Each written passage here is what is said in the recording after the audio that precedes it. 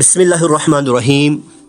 حاضرین و ناظرین، ہم نے ایک سیریز کا آغاز کیا تھا جس کی پہلی قسط تھی انسان کو انسان کیوں کہا گیا، اور دوسری قسط تھی انسانیت کیا ہے، رحم، محبت، ہمدردی، اور آج انشاءاللہ تیسری قسط ہوگی کہ انسانیت کیا ہے، صبر، برداشت اور درگزر۔ اس بارے میں آج بات ہوگی۔ انشاءاللہ یہ سیریز ہمیں بہت فائدہ دے گی۔ آج کا انسان جلد باز، غصے میں تیز اور انتقام پر تلا رہتا ہے، مگر اصل انسان وہ ہے جو صبر کرتا ہے، برداشت کرتا ہے اور دوسروں کو معاف کر دیتا ہے۔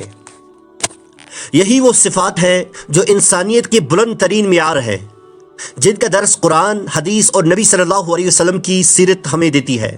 جب انسان صبر نہیں کرتا تو وہ اپنا ہی نقصان کرتا ہے۔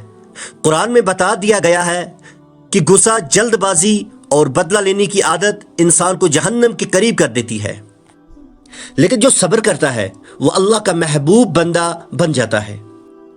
رسول اللہ صلی اللہ علیہ وسلم نے فرمایا، الصبر ضیاء، یعنی صبر روشنی ہے۔ قرآن ہمیں سکھاتا ہے کہ صبر ایک کمزوری نہیں بلکہ قوت ایمان کی علامت ہے۔ صبر کرنا آسان نہیں، اسی لیے صبر کرنے والوں کا ذکر اللہ نے بار بار کیا ہے۔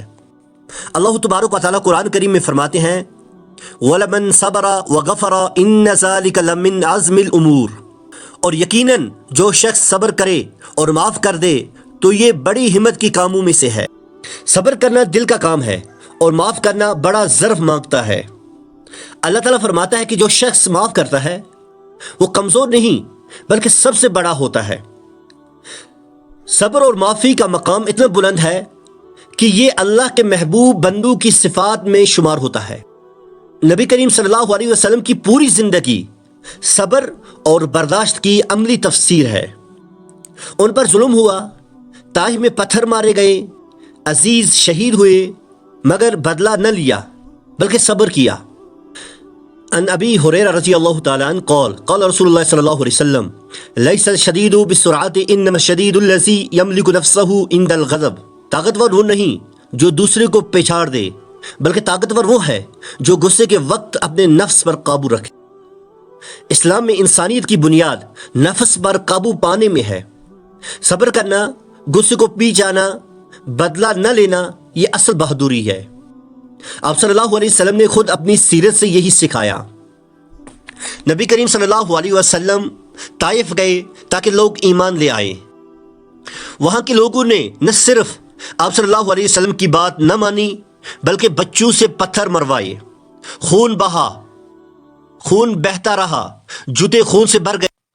فرشتے حاضر ہوئے اور عرض کیا، اگر آپ کہیں تو ہم ان بستی والوں کو زمین میں دسا دیں۔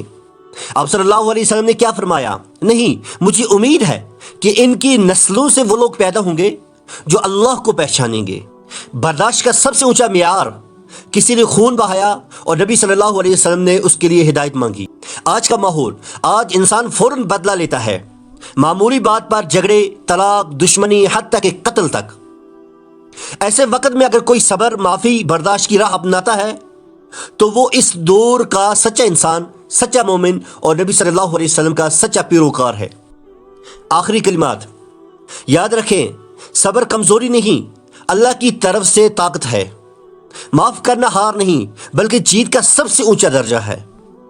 اگر ہم اپنی زندگی میں صبر، برداشت اور درگزر کو شامل کر لیں تو نہ صرف ہم انسانیت کی خدمت کریں گے بلکہ اللہ کی رضا بھی حاصل کریں گے۔ آئیں آج ہم سب مل کر عہد کریں کہ ہم رد عمل نہیں، رحم عمل اختیار کریں گے۔ ہم بدلہ نہیں، معافی سے انسانیت زندہ کریں گے۔ اللہ تعالی ہمیں سنت سے زیادہ عمل کرنے کی توفیق عطا فرمائے۔